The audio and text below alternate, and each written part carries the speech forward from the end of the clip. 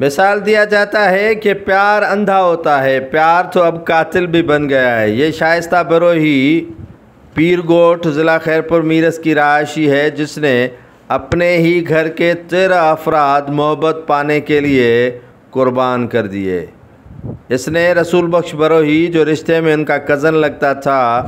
اس سے شادی کرنے کے لیے اسی سے زہر منگوایا اور اپنے والد اور رسول بخش بروہی کے والد سمیت 13 افراد کو زہر دے ڈالا اور وہ موت کی نیند سو گئے۔ پولیس نے گتھی سلجھانے کے لیے بڑی کوشش کی اور کئی ماہ بیت چکے تھے، لیکن اچانک یہ واقعے میں ملوث ملزمان کو بالآخر پولیس نے گرفتار کر لیا اور شائستہ بروہی نے اپنا اعتراف جرم بھی کر لیا کہ اس نے رسول بخش بروہی سے شادی کرنے کے لیے اپنے گھر کے تمام افراد کو زہر